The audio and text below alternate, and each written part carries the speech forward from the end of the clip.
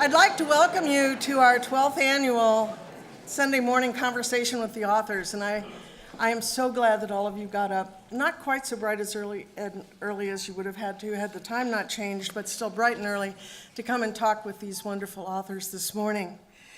The first thing I'd like to do is introduce our host, Stephen Lee Johnson, who is the president and CEO of Sinclair Community College. And we owe so much to Steve that he hosts us on this in this lovely venue, that he has supported and continues to support the Dayton Literary Peace Prize in every way that he can. And because he is such great support to us, I would like to recommend to you that you be a great support to him and to the community as you vote yes.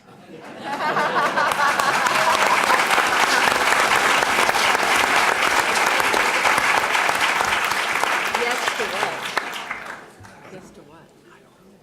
Well, that, Sharon, is my entire speech.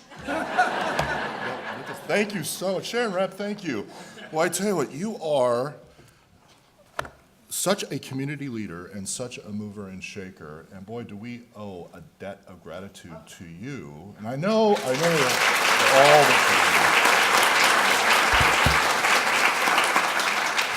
to our authors, I want to say welcome and congratulations. And for those of you that have been here, Gilbert King, 500 times over and over again, we like that a lot. Thank you.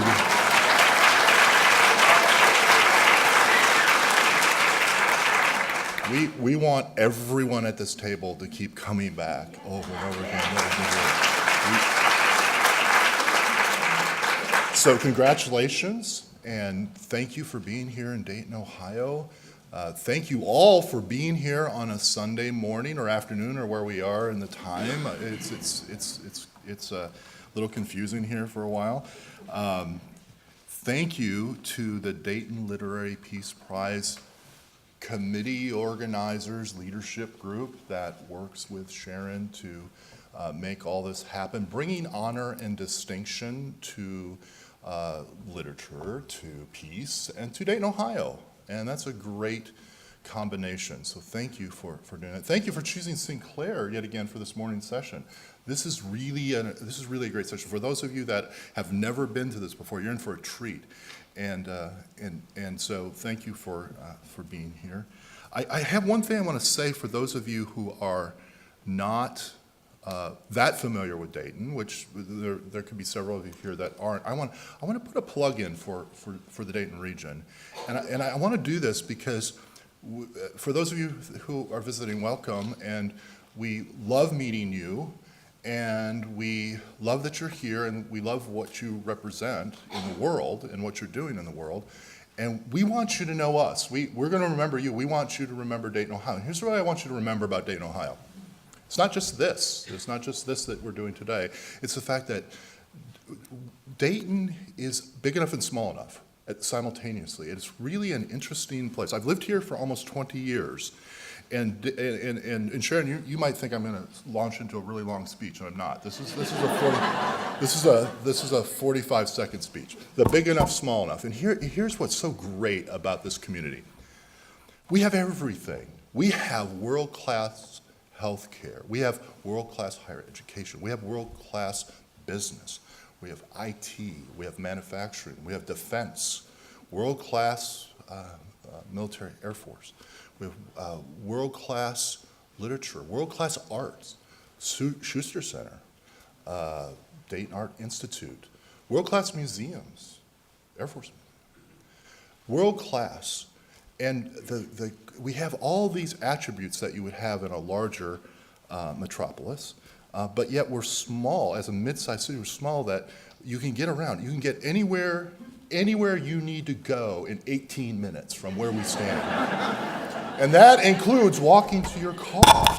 Anywhere you need to go in 18 minutes.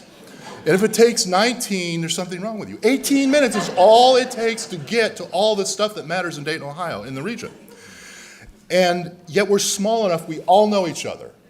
We all know each other. We all work together. Healthcare works with higher ed, works with arts, works with industry, works with manufacturing, works with IT. We all know each other. We all work together. We're not in silos.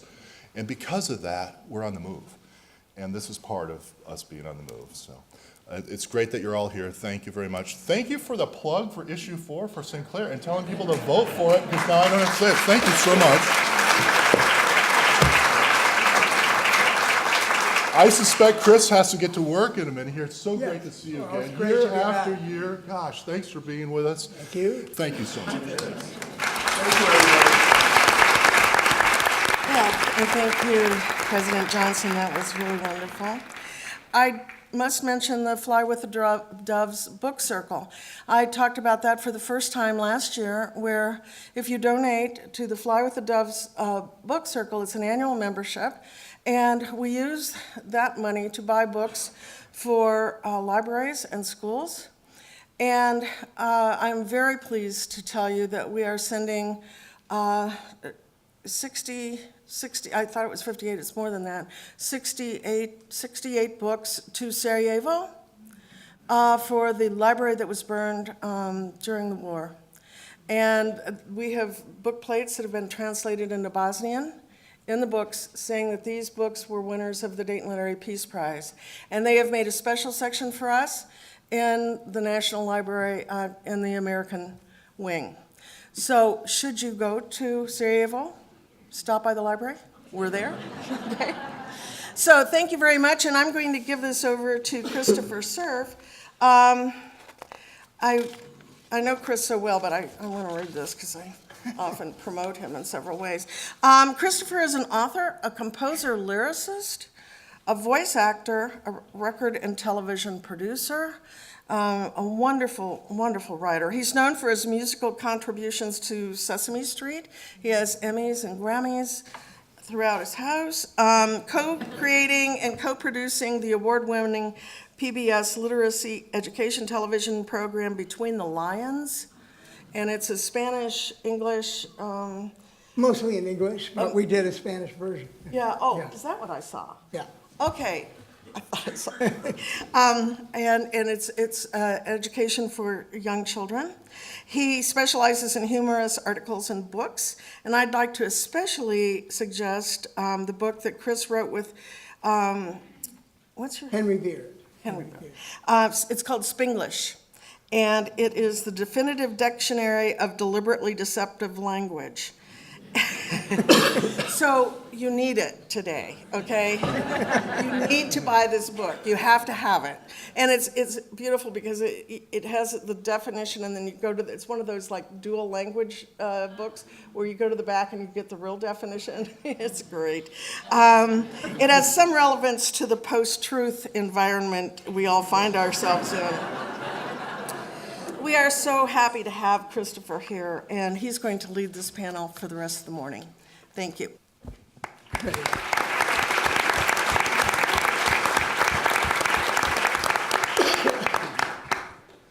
Well, thank you. It's an incredible honor to be back here again. My wife, Catherine, and I have been here, I think, 5 or 6 times now.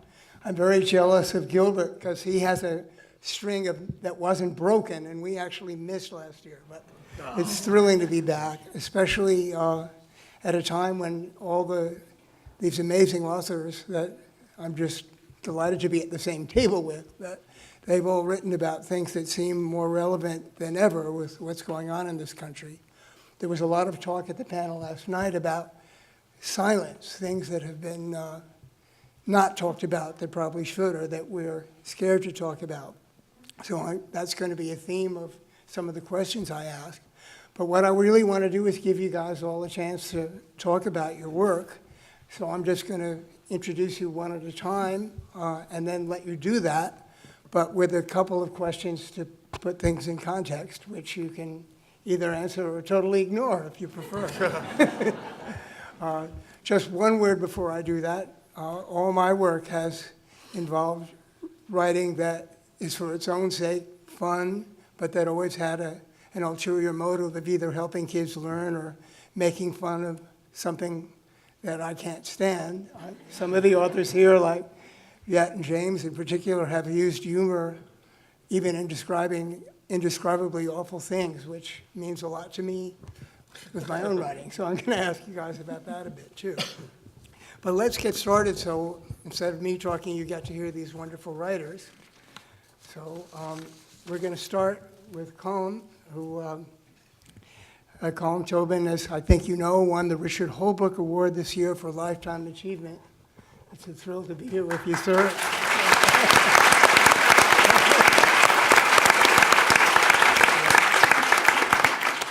Colm is an Irish novelist, as I think you all know, short story writer, essayist, playwright, journalist, critic, poet, you name it, he's done it. For over 30 years in journalism and in his fiction, in his criticism, his essays, Colm has explored the power and significance of family, for good or ill, and extended readers' understanding of family to include not just those familiar domestic groupings, the nuclear family, if you like, the ones that are created by birth or by sexual and social affinities, but also the larger issue of nations, of large family groups, of tribe, of politics. Colm is currently the Irene and Sidney B. Silverman Professor of the Humanities at Columbia University.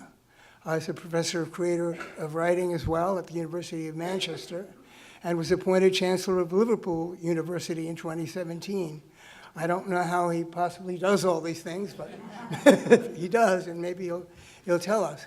I wanted to just give you a couple of very short quotes of yours that I hope might put some context on how you could talk about your work. One is an interview that you did in The Bomb that I remember reading and found again. And you said, "What all of us want, I suppose, more than anything, is to be able to escape from history. It's to be able to say that we choose our own destiny.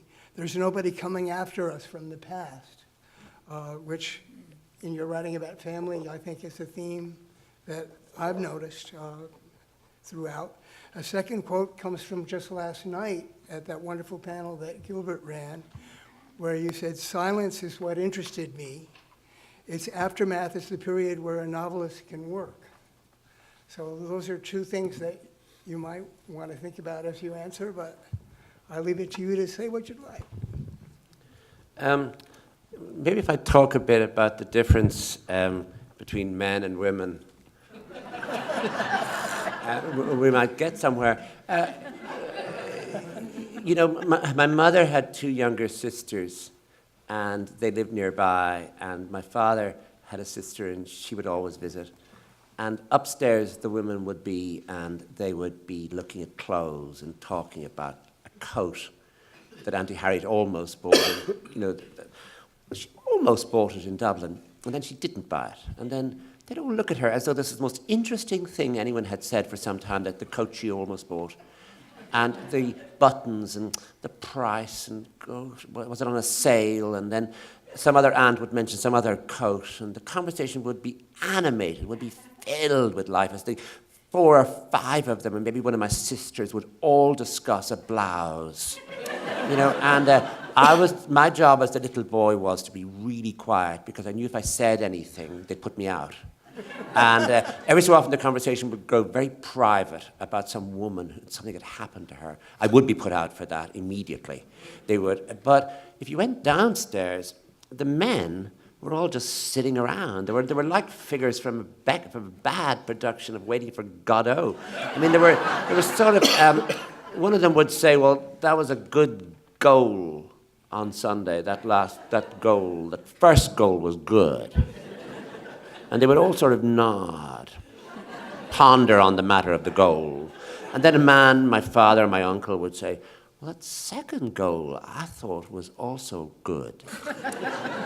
And there would be more silence on the matter. And one of them would have a pipe and they'd puff, and and you'd sit there thinking, this has to stop. I mean, this has to just, when is this going to end? And you'd go back upstairs again to see if they'd let you back into the room, where they would now be discussing, a piece of furniture that Auntie Kathleen had nearly bought as well, and where was she put it? Was there room for it? Had she measured it? And no, she had, but it wouldn't fit in the end. And they would say, oh, maybe just buy one of the chairs. And then my mother would decide that there was a blouse Auntie Maeve had that she really wanted from her. And she'd begin by insulting it and saying she didn't really like it. And I said, do you not like it? I said, no, I never liked that on you. And then, and then you'd realize that the whole, this could be a Saturday, or it was just, the main thing was not to be put out of the room again, because downstairs it was just going to be worse. They're discussing politics, saying that, they thought that politician really, they didn't really like him. And my Uncle Pat would say, I don't know, he had his moments, and you go back upstairs again. But I mean, what happened in the end, of course, is that time moved on, and that became memory.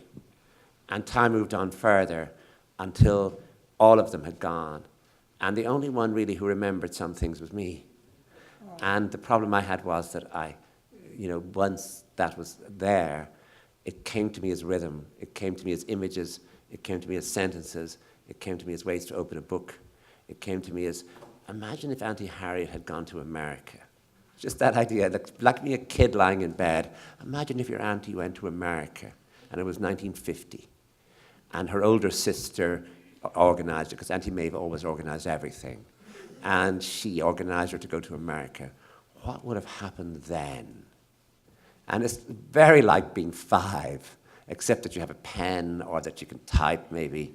And so that idea that the rooms are now empty, that those clothes as wardrobes have been emptied out, that the men downstairs, those goals are long forgotten, and you become the one, not just to remember, and not just to record, but somehow or other to get the thing back and bring them back into the room. Just stop thinking about them being gone and put them here. Who comes in now? The women come downstairs and they come into the room, and suddenly someone's making tea, and then the discussion becomes different when the men and women are together. And you start to write a novel, and the tiniest thing starts to gleam, something that seemed to have absolutely no importance at the time. It was one night, I'll finish with this. One night we came in after my father had died. I was about 12 or 13, and my brother was 4 years younger. And there was only one channel on TV, that strange 19th century, when there was only one channel on the television. And my mother said, there's a film on tonight called Gaslight with Ingrid Bergman. And I saw it years ago, and she'd forgotten, of course, how frightening it was. She just remembered how good it was. And she said we could stay up late and watch it. And I think we'd only ever seen cartoons and cowboy films, and we'd never certainly seen a psychological thriller. And we were very frightened by it. And that idea of a woman on her own in a house being frightened by things came to us. And I remember it vividly. And if my brother were alive and my mother were alive, they would remember it too, that night, when the three of us sat in the room watching that film. And the last thing I thought of as I was watching, I was so filled with the fright, was that I would, 50 years later, find that, or 45 years later to be accurate, that I would start a chapter with, when they came in on Sunday night, she opened the newspaper and saw, and that I would go through the motions of that night really slowly, as my brother would just move across the room so he was close to my mother. And then I looked at the two of them and thought, well, I do that too. And then I waited for a while more until Ingrid Bergman did something else, and Charles Boyer frightened her even more. And then I moved, and the three of us sort of huddled together watching the film. And that happened the first time as experience. But the second time when I wrote it, it also happened as experience. And the job was then to see if I could get other people to feel it too, to experience it as well, which was the sort of mystery of writing, where you don't just want to record it for yourself in diary form, but you want to somehow or other send it out into the world as something that will hit the nervous system of other people as well as yours. Thank you very much.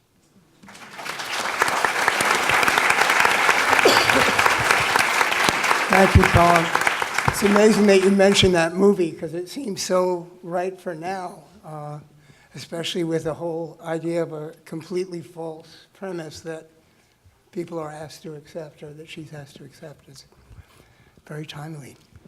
Anyway, I'd like to introduce our next author, who is the fiction winner for this year, Patricia Engel, for The Veins of the Ocean.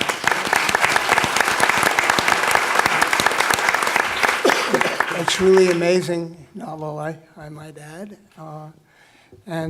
Patricia's, as I said, her most recent novel, which is the winner, is The Veins of the Ocean, published by Grove in May 2016. It was a New York Times Editor's Choice and the Best Book of the Year from the San Francisco Chronicle, as well as winning this prize.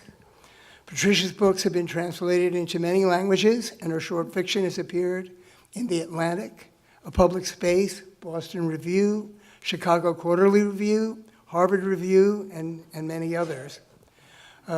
Patricia was born to Colombian parents, raised in New Jersey, and lives in Florida now, and teaches creative writing at the University of Miami, and is literary editor of the Miami Rail.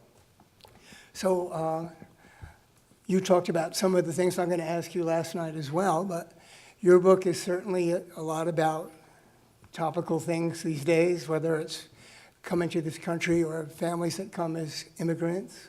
And a section that moved me greatly, and is a big center of the book, is the fact that the heroine, Reina, both her father and her brother have been convicted of murder, and Reina visits her brother a lot in the prison systems, which gives you a chance to write about that experience. So I'd love you to talk about anything you'd like about your book, but with those ideas in mind. Good morning. Thanks for coming out this morning, and thank you, Colm, for those beautiful words, and for your words too, Christopher. So, The Veins of the Ocean begins with the story of a prison family. It's narrated by a sister, Reina, whose her life revolves around visiting her brother, who's on death row for the crime of killing a child, and I guess what could be considered a crime of passion, but there's no question about his guilt. So I started from that point really wanting to consider how a person who loves somebody, as a sister would love a brother, could continue to love them in spite of the fact that they have done something so unforgivable, so heinous. And as you mentioned, their father has also committed a terrible crime, and there's no question in their mind that the two are different somehow, in Reina's mind. Even though they've been convicted of the same crime, they are somehow different. And I was interested in that, how people who can commit the same acts can still somehow be more morally different and have a different moral spectrum within them. And I've always been interested in the gray areas in our own hearts, in our morality, how we can be good, how we can even have a capacity for evil, how we can hurt one another, and perhaps in our imagination explore very dark possibilities. But at the same time, knowing that threads of that exist in everybody, how then can we overcome our tendency to judge others and want to condemn them in order to find compassion and forgive them? So ultimately, it's a book about compassion and forgiveness, and it's about the legacy of trauma in families. And as you mentioned, about the experience of migration and how that's a sort of trauma. It's a rupture in a family history. It changes the family line forever. And how all these things sort of come together. And then in the novel sort of follows Reina through her life in the aftermath of all this, speaking of aftermaths, where she takes up with another guy, a recently arrived Cuban exile, Nesto, who's experienced captivity in another way. So it's a bit about prisons and how we think of prison and how we, there's confinement, and then there's the way we confine ourselves. There's judgments, the way the law judges us. There's the way we judge ourselves, the way we judge each other's. And it's a novel of questions, and of course, not all questions are answered. But I think it's the interrogation those things that's important. Okay, thank you.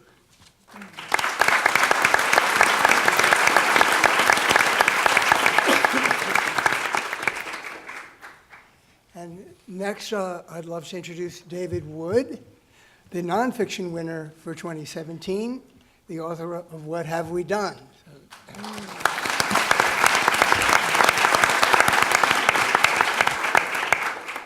David is a Pulitzer Prize-winning journalist who's covered war and conflict around the world for more than 35 years. His second book, What Have We Done? The Moral Injury of Our Longest Wars, was published last year, in 2016. The work is based on deep reporting, embedded reporting actually, in Iraq and Afghanistan, and with many of the same veterans that he met there upon their return to the States. With many moving stories about individuals who served in those conflicts, he brings modern warfare to life at a deeply personal level. Also discusses the consequences at a national level in terms of ethical fallout in the United States as a whole.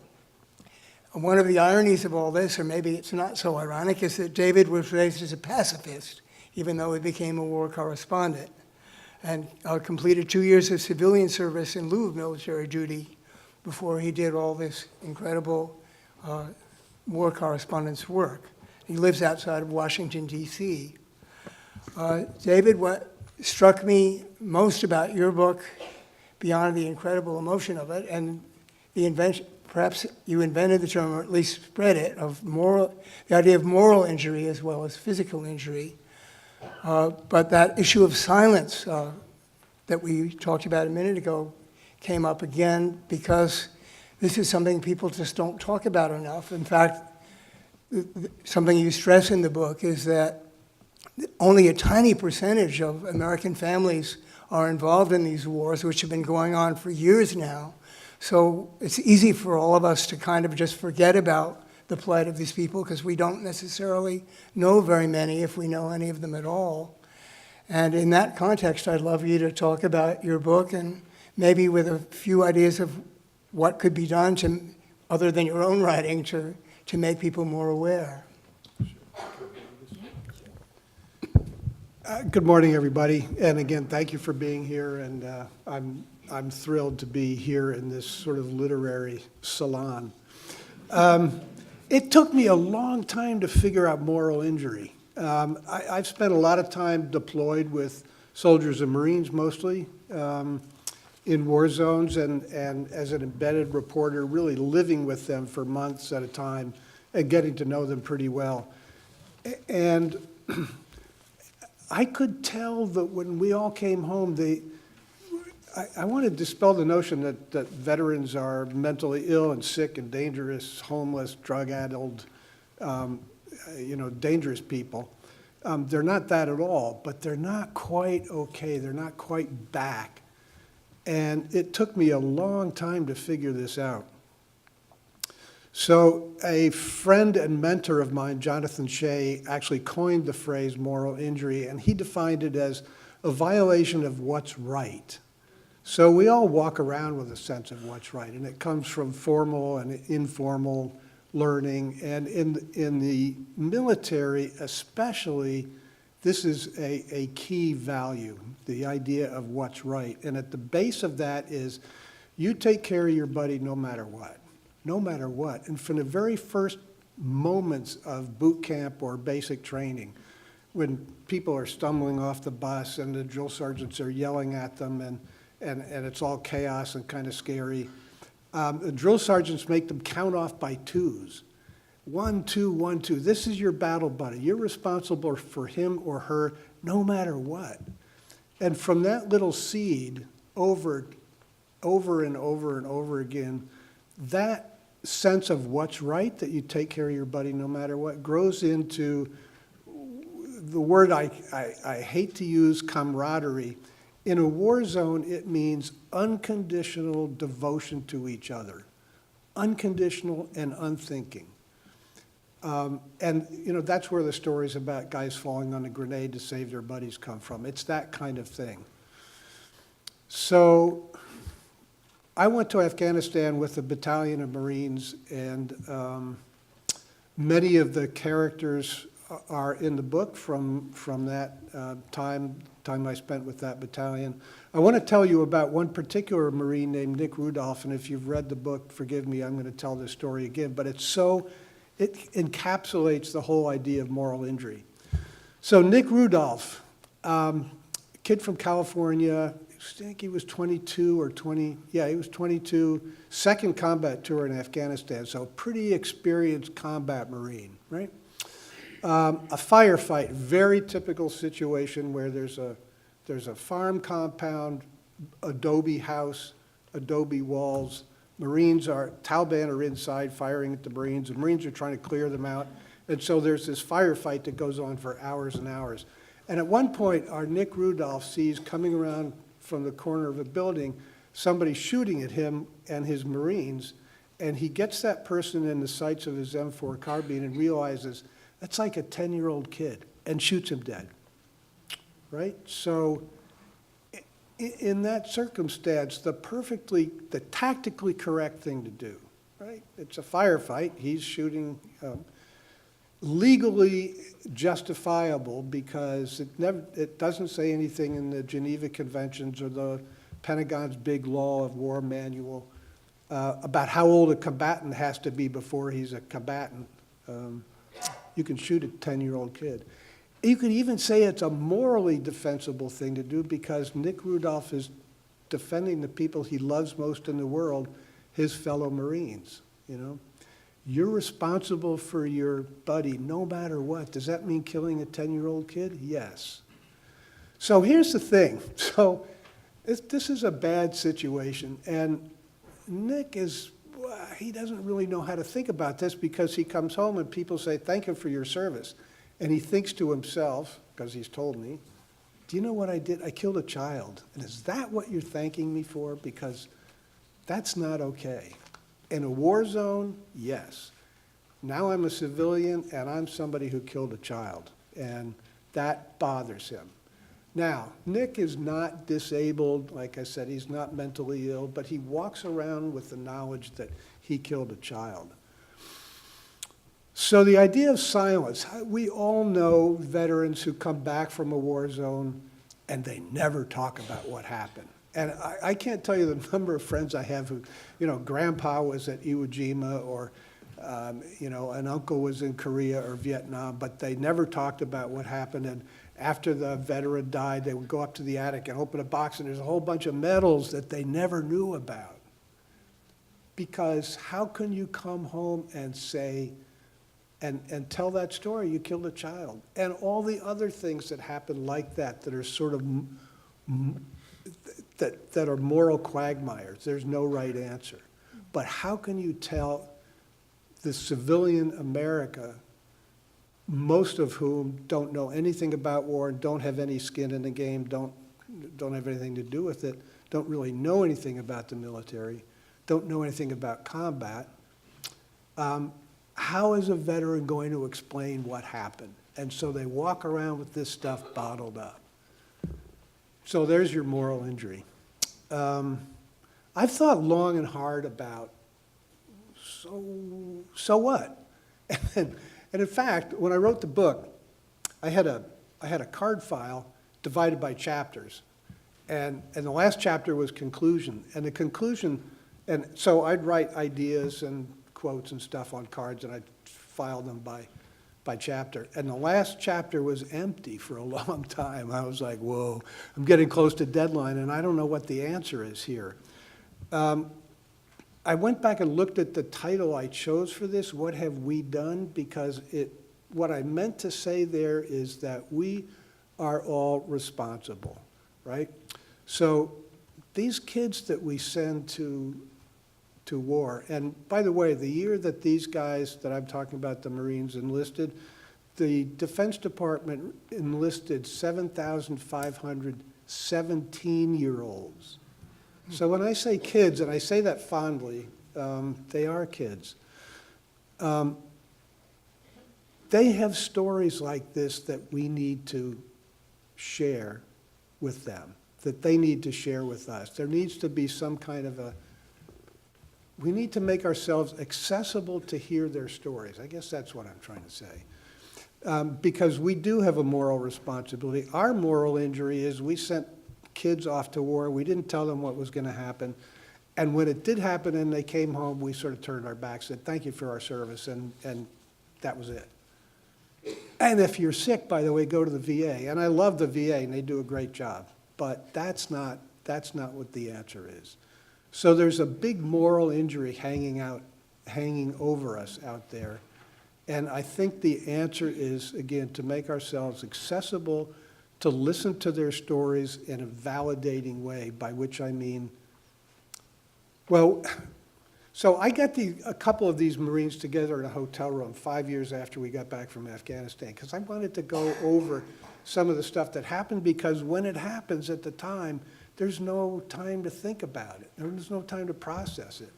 I mean, when Nick killed that kid, what happened was, they left the kid lying in the dust and they went chasing the Taliban. It kept going. Nobody sat down and had a kumbaya moment about this. So I got them all together in a hotel room, and I asked Nick to tell the story again because I wasn't sure that I remembered it clearly, and so he told it. It kind of got choked up telling the story, and then there was a long silence, and I wanted to say, I wanted to say words of comfort and something, forgiveness, I don't know what. I wanted to say, well, don't worry about it. You couldn't help it, or it was wartime, bad things happen, and. And then one of the Marines said something that I've come to see as the perfect response, which was, he said, yeah, that was screwed up, except he didn't use the word screwed up. That was screwed up. And it's a perfect response because it's critical. It acknowledges that wrong was done. You killed a child. That's not okay under any circumstances, right? It acknowledges that. It also says that was screwed up. It's in the past. It was a discrete event, and it's over. And we're still here because we love you, That was screwed up. So that's the spirit that I encourage us all to, again, make ourselves accessible to hear veteran stories and to listen with that kind of validation. So thank you.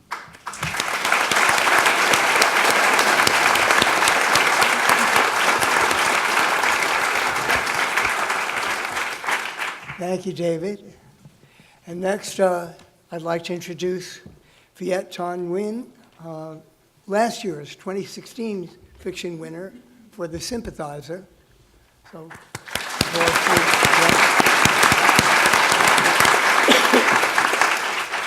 The Sympathizer is also a New York Times bestseller and has won the Pulitzer Prize. And other honors include the Edgar Award for Best First Novel from the Mystery Writers, because amazingly, as deep a book as this is, and as funny a book as it is, it's a thriller as well. Kind of a remarkable feat. Viet's also been named a MacArthur Genius just this year, or MacArthur Foundation Fellow is the official name for that. And that's awarded to individuals who have shown extraordinary originality and dedication to their creative pursuits, and a remarkable capacity for self-direction. Viet was born in Vietnam and raised in America. He teaches English and American Studies at the University of Southern California and lives in Los Angeles. So I'm going to ask you, of course, to talk about your work and your book, but a couple of little quotes that I think are relevant that I'd love to read. One is a quote from your protagonist in The Sympathizer. It is always best to admire the best among our foes rather than the worst among our friends. Wouldn't you agree, Commandant? This is written in a confessional letter. And you also talked about blurring the lines between us and them can be a worthy behavior, you said in a quote. So that and the fact that there's so much humor even in a book about a very serious subject are things I'd like to suggest you might mention as you talk about your work. Okay. Thanks so much, Christopher. Colm's words actually about writing in memory reminded me that of an opening line from a book that I wrote called Nothing Ever Dies, Vietnam and the Memory of War, which is that all wars are fought twice. The first time on the battlefield, the second time in memory. And growing up as a Vietnamese refugee in the United States, and I like to say that I was born in Vietnam but made in America, growing up in the United States as a refugee, I was well aware that the Vietnam War had shaped me and that it was being fought again constantly in memory. Because I happened to be a war fanatic when I was a little kid. I loved watching war movies, American war movies. And I was always cheering for the American soldiers until I watched Apocalypse Now. And I watched Apocalypse Now when I was 10 or 11 years old, which is probably an inappropriate time to watch Apocalypse Now. But my parents were refugees. They were shopkeepers. They worked 12 to 14-hour days every day of the year. They were not inspecting what I was reading and watching, which might have been a mistake, but it made me into a writer. And I watched Apocalypse Now, and I was rooting for the American soldiers up until the moment they killed Vietnamese civilians. And then I was split in two. I felt conflicted. Was I the American soldier doing the killing, or was I the Vietnamese civilian being killed? And that was actually a very traumatic moment for me, because I remember even 10 years later going to college, recounting this episode in front of a college classroom, and my voice was shaking with rage and anger. And then I remember also, maybe a little bit after that, 12 or 13 years old, I read a novel called Close Quarters by Larry Hannaham. And that won the National Book Award that year, I think. And Larry Hannaham was an American combat soldier in Vietnam. He fought in the same unit that Oliver Stone did. So if you've seen Platoon, they talk about the same battle. And that's not the climax of Hahnemann's novel, though. That's the aftermath. The climax of Hahnemann's novel, it's about a young, typical, nice American boy, goes to Vietnam, and within 10 pages, just gets completely sucked into the moral mess there. And the climax of the novel is when he and his fellow soldiers gang rape a Vietnamese woman. And that was traumatic for me, too. I would remember that episode for years and years and years, and I hated Larry Hannaham. Hated him. And one of the reasons why I felt so traumatically split and why I hated Hahnemann's novel was because I grew up in a Vietnamese refugee community where I was hearing all kinds of stories about what life was like in Vietnam and what everybody had lost. Everybody had lost something. They had lost people, they'd lost property, they'd lost identities, they'd lost their sanity, they'd lost their country. And I realized no one cared. Outside of the Vietnamese community, no one cared. No one wanted to know. Right? They wanted to watch Apocalypse Now, Americans.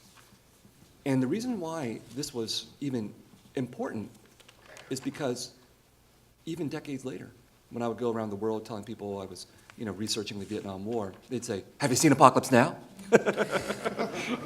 And I'd ask them, "Have you ever seen a Vietnamese movie?" Never.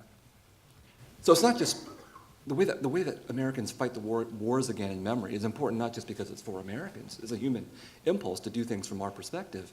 It's because Hollywood is our unofficial ministry of propaganda that embraces the values of the military-industrial complex and exports these stories all over the world, so that I go to Italy, I meet Italian leftists who oppose the United States, who think of America as an empire, but they love American movies.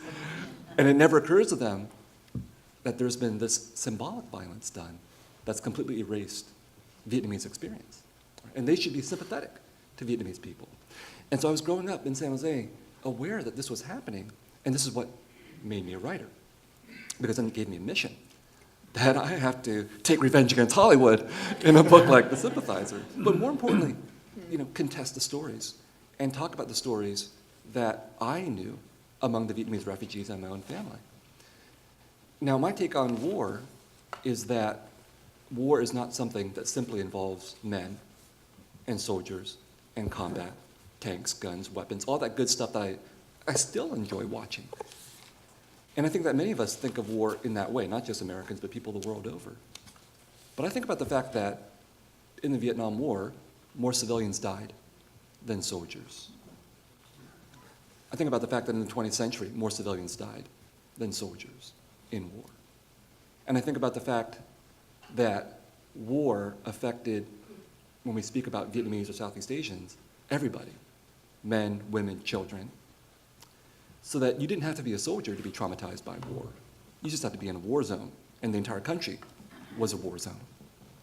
So I became a teacher I teach the Vietnam War, and I ask my students to go interview survivors of the war. So they interview American combat veterans, for example, and they interview Southeast Asians. Now, some of the American combat veterans have stories like Nick Rudolph's, but most of them, or maybe many of them, say, I just sat on a ship, or I sat in a base, never saw combat, never fired a weapon, nothing like that. Now, the Southeast Asian refugees that my students interviewed, every single one has a traumatic story about what it was like to survive the war, or to become a refugee, to flee by boat. Now, 50% of the people who fled by boat died or disappeared, never made it. Now, these are war stories too, but we don't think of them as war stories because they don't involve men and soldiers in combat.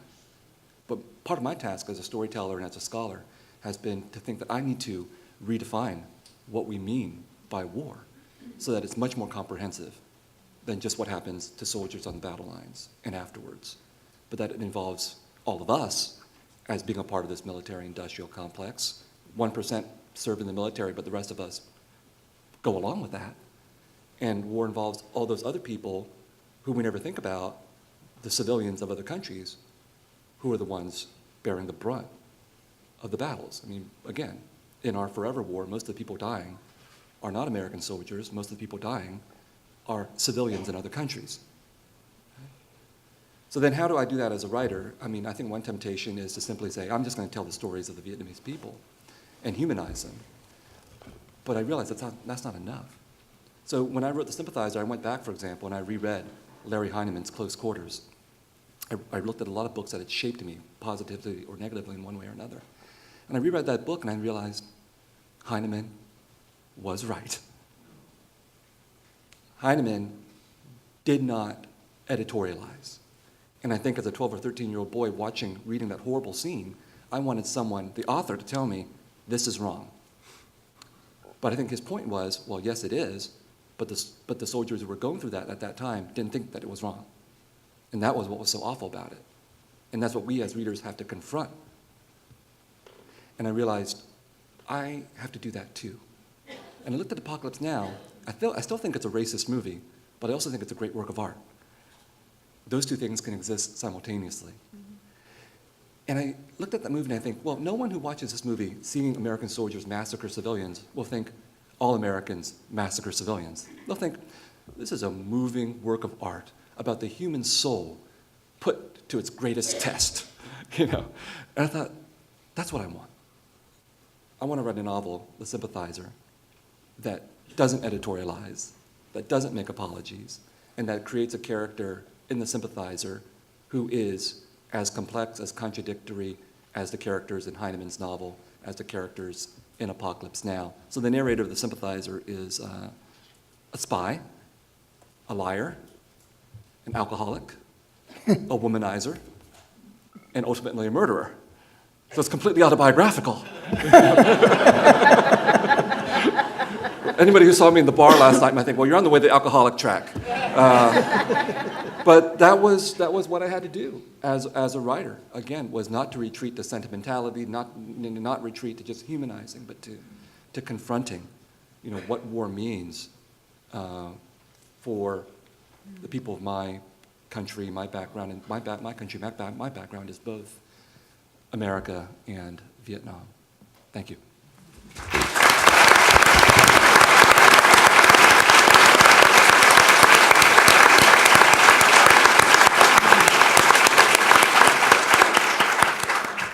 Thank you, Viet.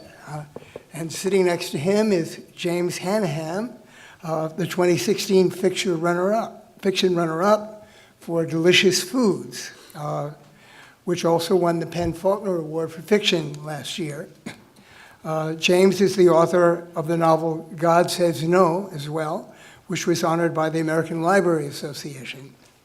He holds an MFA from the Michener Center at the University of Texas at Austin, which has a lot of meaning for me because my dad at Random House was James Michener's editor and publisher, so there's a connection there. Yes, indeed. And James lives in Brooklyn, where he teaches at the Pratt Institute.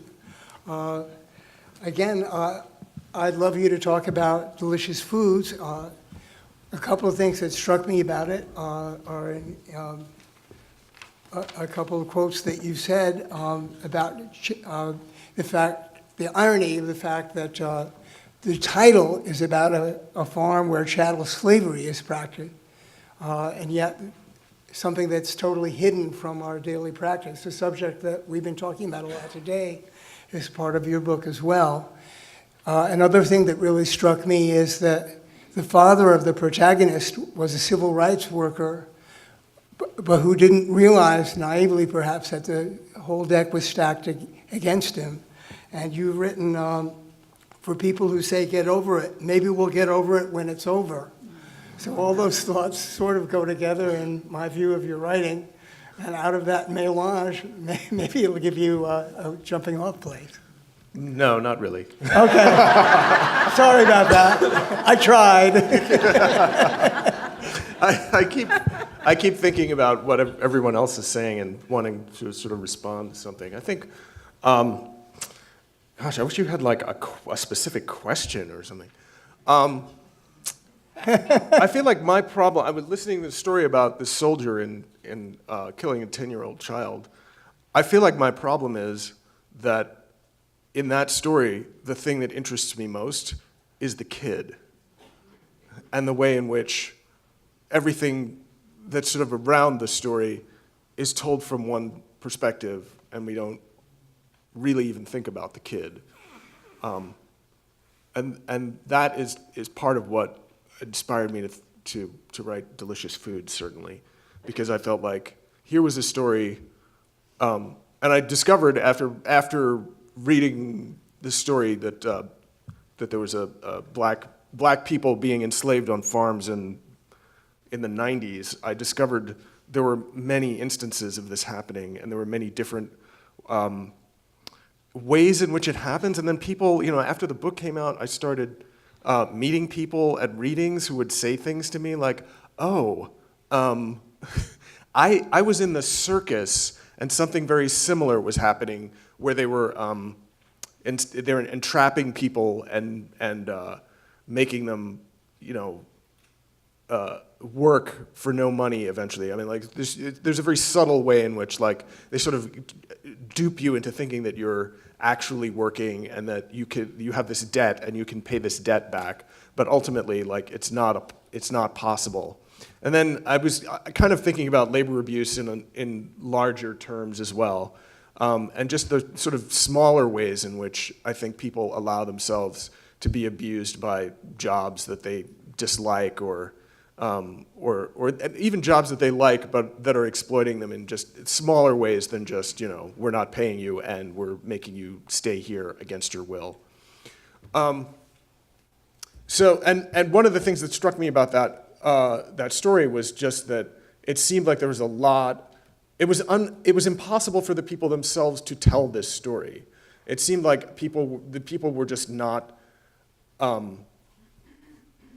I think not that people were not capable of telling the story, but that the story was too shameful, and that so much sort of misinformation had been fed to them about what they were doing, that they actually were sort of believed some of it. They had a sort of bizarre kind of Stockholm syndrome about the job itself.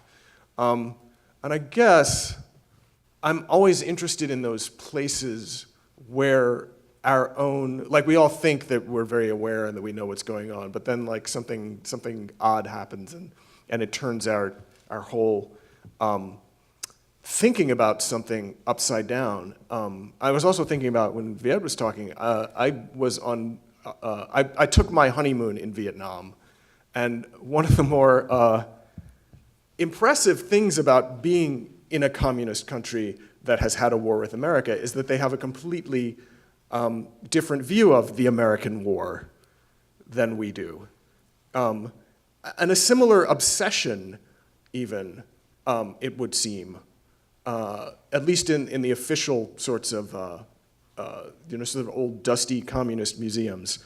And there's in fact, there's a dusty communist museum in Saigon that has an exhibit of small items that were carried by the Viet Cong. And I thought immediately of Tim O'Brien's story, the things they carried. I was like, oh, well, here's the things they carried.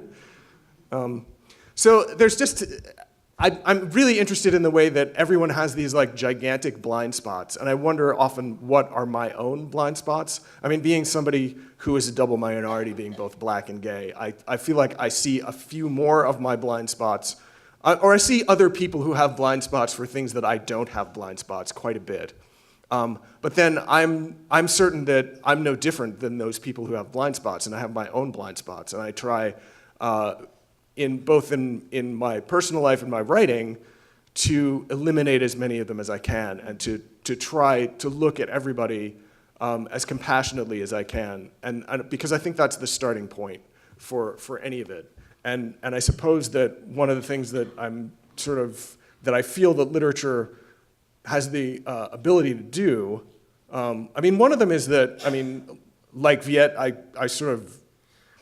have similar irritations about Hollywood, although maybe not quite as much fondness for the way in which Hollywood assumes that everyone has the same subject position in this country.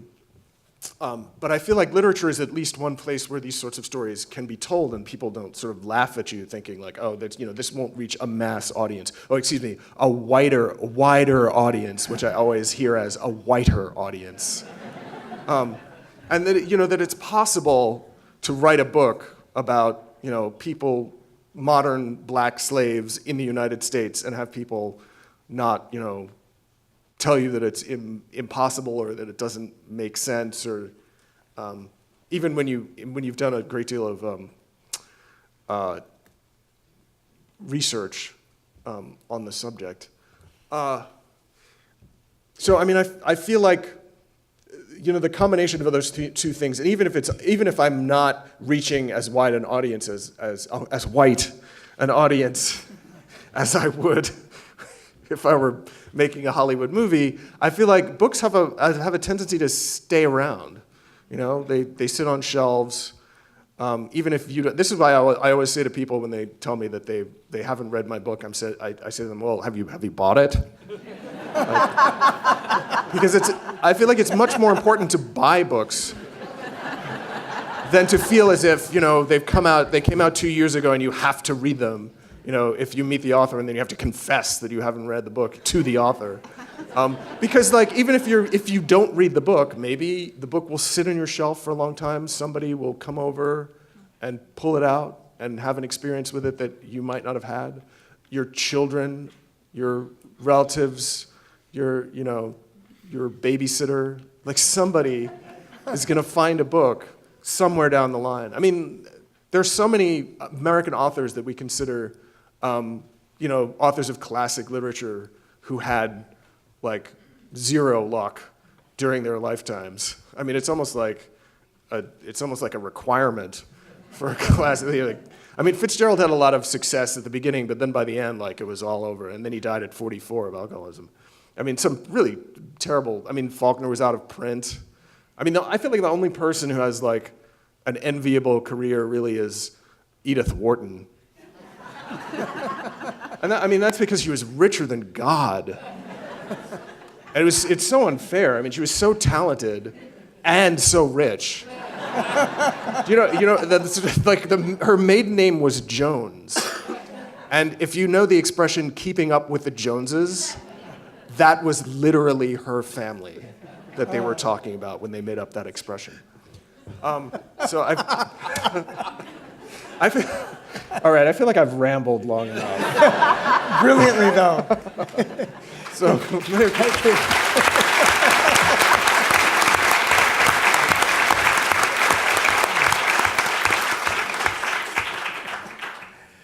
And next, I'd like to introduce Susan Southard, the 2016 Nonfiction winner for Nagasaki, which also won the J. Anthony Lucas Book Prize, which is sponsored by the Nieman Foundation at Harvard and the Columbia School of Journalism.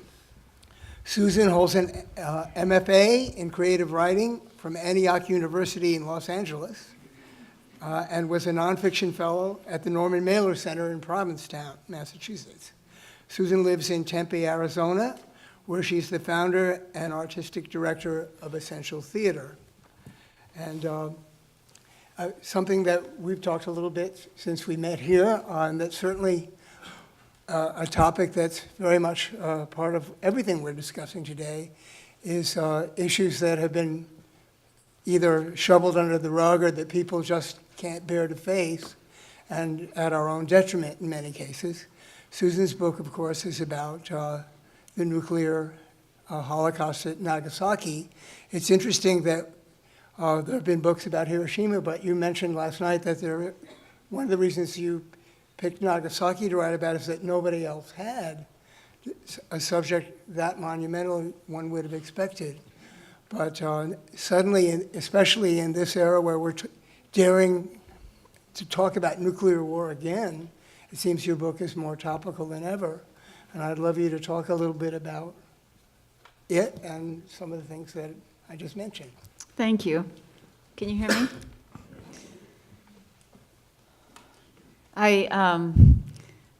It's so inspiring to hear everyone speak, and it seems like we are kind of toppling one upon the other on themes today.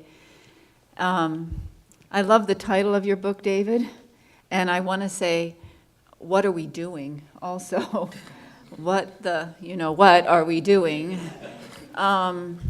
Because,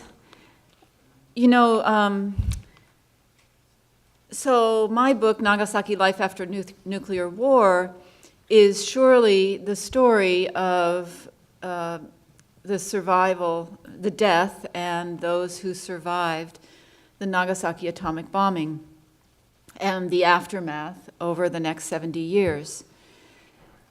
And,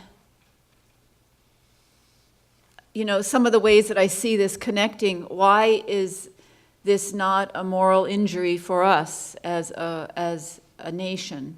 I think it is for some of us, but as a collective, it is not, in my experience, a moral injury. And how is it that even today I face vitriolic emails and people who hunt down my home address to write me angry, hate-filled letters and approach me or ask questions at lectures that say, look at what the Japanese military did. They attacked Pearl Harbor and they committed horrendous atrocities in China, and they tortured and killed U.S. and Allied POWs in Japan. And so, yes, we should have killed, in Nagasaki alone, 74,000 civilians. In Hiroshima, double that almost. In the other conventional and incendiary bombing attacks of 64 other Japanese cities, 183,000 estimated civilians were killed. And I am, at this moment, I go up and down in how I feel about all of this, but I am kind of feeling really outraged that even now we look at, our country fundamentally looks at that particular issue as okay, that we did the right thing, and we cannot hold the multiple truths that yes, Japan and the military government there did all of those horrendous, cruel, violent acts, and so did we. And I'm hoping, and I just want to tell you that I see that happening now, constantly, and that's like, what are we doing? So we can relate, I can speak about the Nagasaki bombing and the aftermath and the irradiation of people's bodies, and the terror of living with irradiation of one's body over the next 70 years, and all of the complex stories of survival. And it seems like I'm speaking, and I can speak about the objectification of the Japanese people that was done during the war, for sure. After the war, the justification, the tight rationalization and official narrative that was created here in the United States after the war that has remained almost airtight over 72 years, that the bomb, singular, ended the war and saved 1 million American lives, which was a constructed narrative after the war had ended, and not ever looking at the other side of the story. And even now, the iconic image of the atomic bombings of Japan is a mushroom cloud rising high over either the city of Hiroshima or Nagasaki, and that image was not something anyone in those cities saw on the days of those bombs. They were beneath the mushroom clouds. And I see this happening in our country now. The objectification of immigrants, the objectification of Muslims and whole nations as terrorists, and labeling and justifying and threatening that's going on. And I, at this particular second, as we sit here today, I'm really feeling outraged.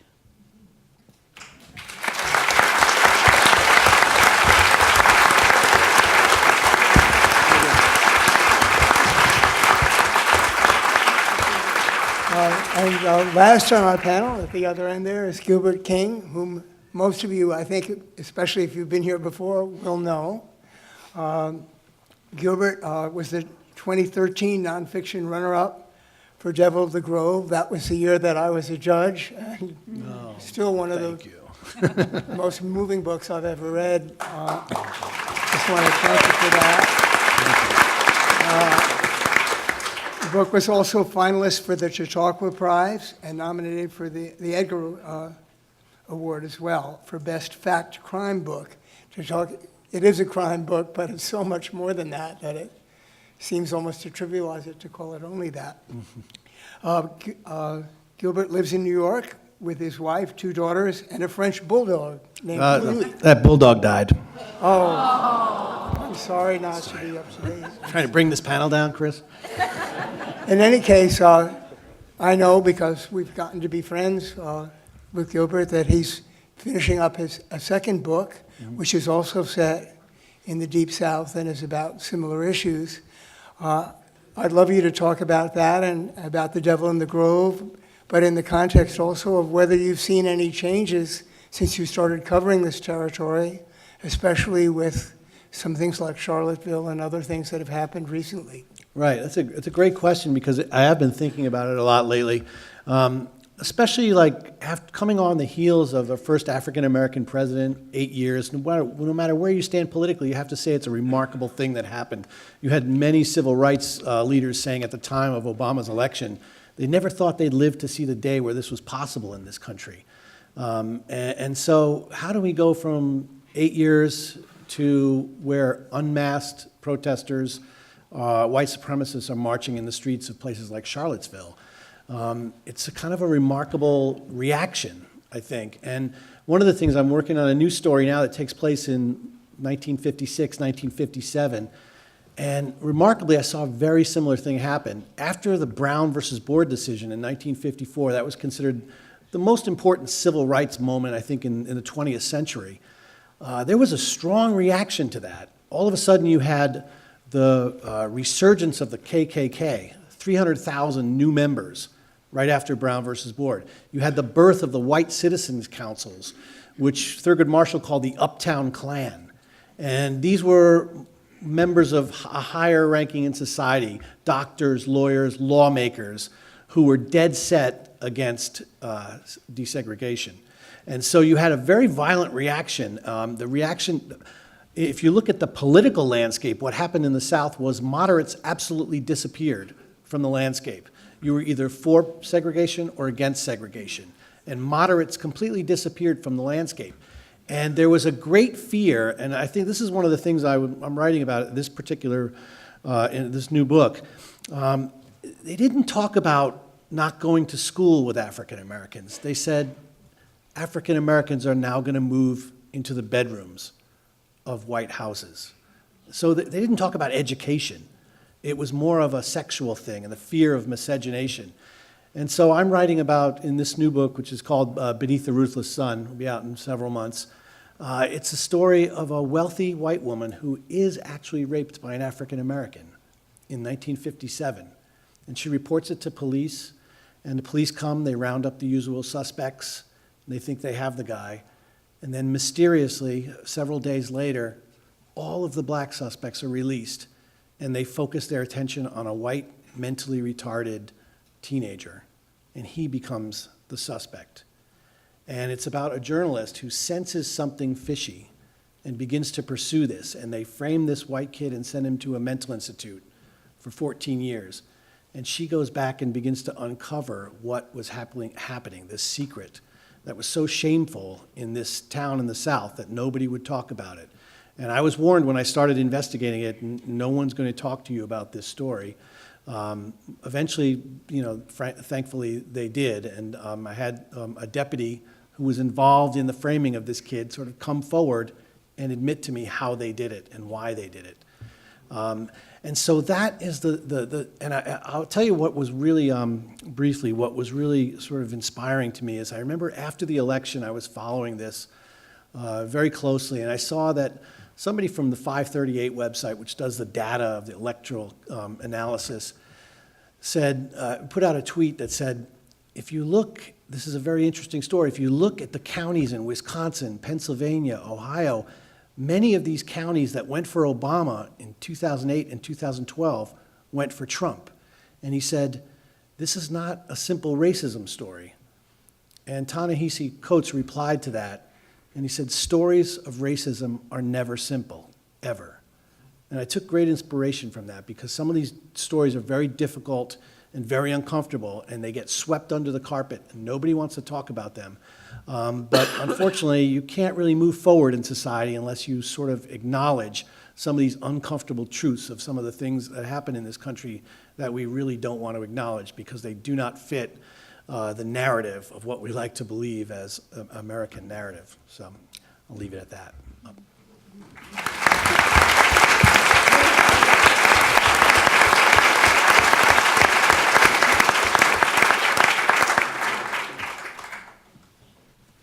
So we have a few extra minutes to take some questions from the audience, which we're just getting now, so we'll see what we get.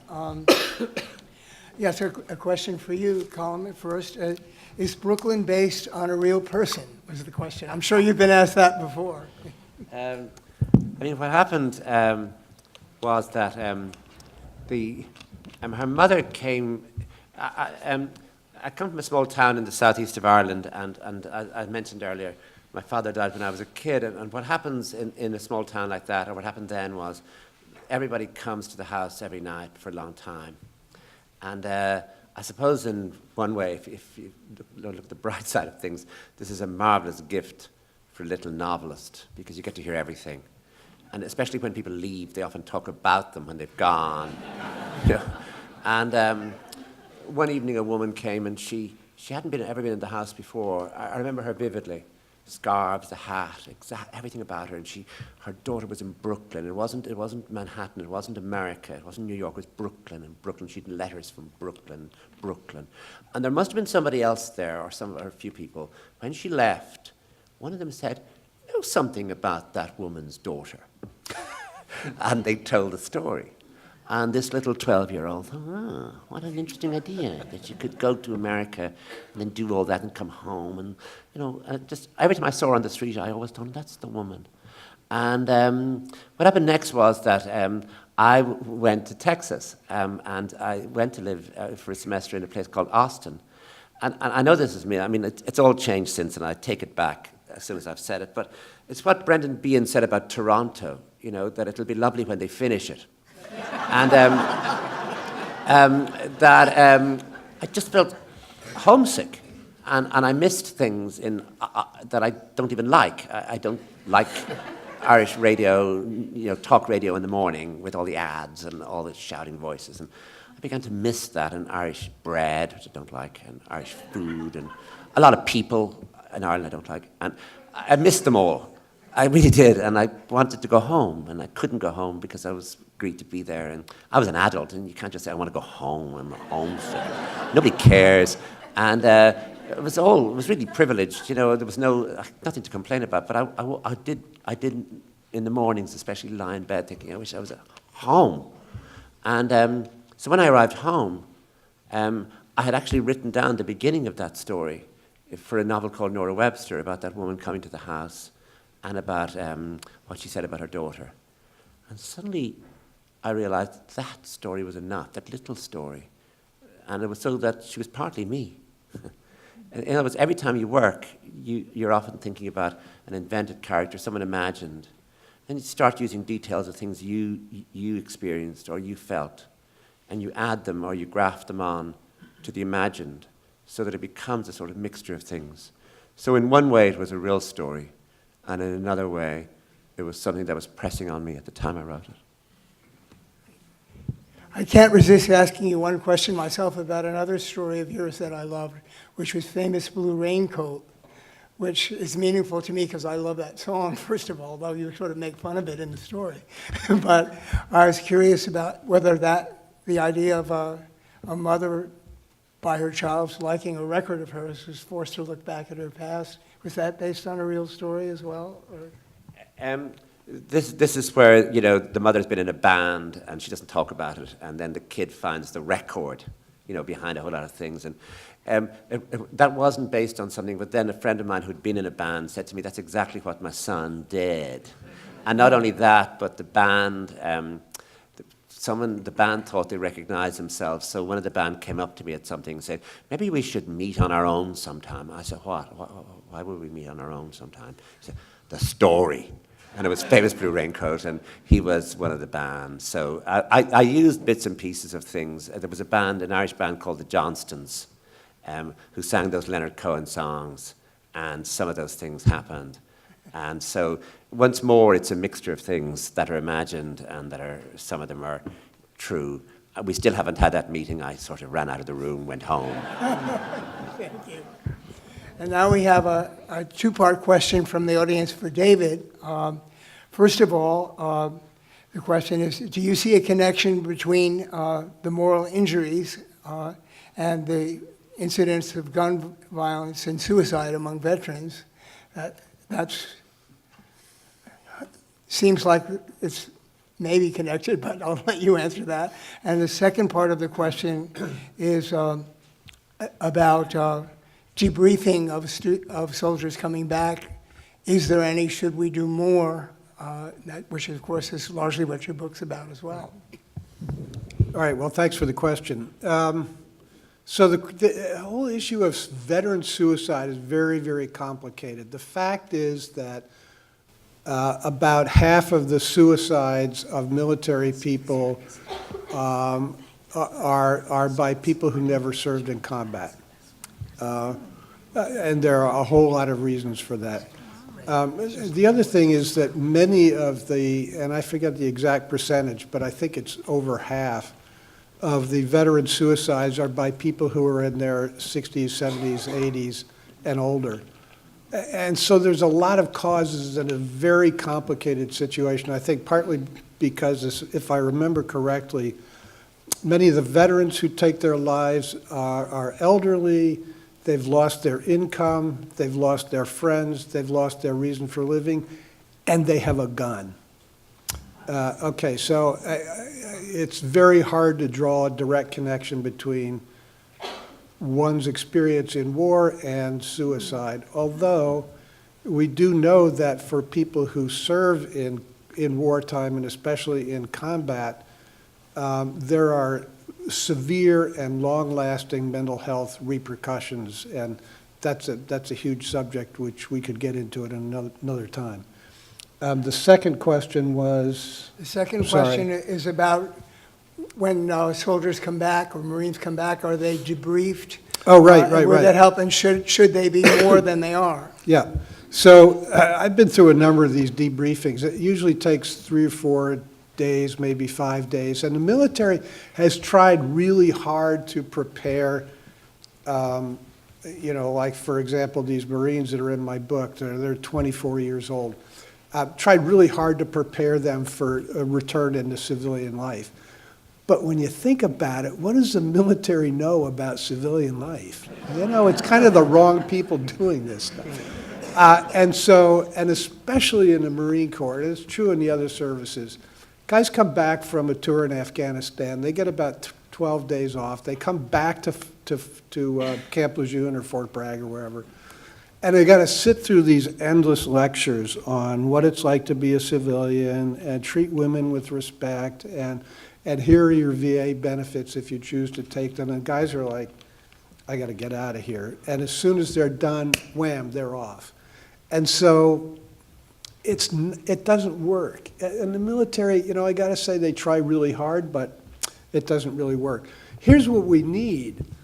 It used to be in the Catholic Church that if you killed somebody in battle, you had to do a certain number of days of penance. There was a cost. They recognized that stuff that you are led to do in wartime carries a moral cost, and there has to be some kind of cleansing or forgiveness or something. And so I think after the Battle of Hastings, 1066, I'm sure you remember, the bishops decided that if you killed somebody in battle, you had to do 40 days of penance. And if you couldn't remember how many people you killed or couldn't count that high, you had to do a week of penance every year for the rest of your life. And penance wasn't just saying, well, sorry I did that. It was like real heavy stuff. And there are a lot of societies that even now have ceremonies of cleansing and forgiveness for their returning warriors, recognizing that when you send somebody off to war, they go into a different moral dimension. And things happen like you shoot a 10-year-old kid, or 13, and you can't come back with that weighing on your soul without some kind of recognition and acknowledgement and cleansing. And we don't have anything like that. So we need something like that. Thank you. We have time for, Sharon tells me, just one more question, so apologies to those that we didn't get to, but the question is for you, Gilbert, and that is, last that we heard there was a movie possibly being made of Devil in the Grove. Is that happening? And if so, what's going on? Yeah, it is, but something happened recently in the last couple of weeks, and I can't say anything about it, but it's sort of changed hands, but it's happening, so. Oh, excellent. Great. Sorry. Well, with that good news, I want to thank all these amazing writers, and I hope you'll all give them a hand.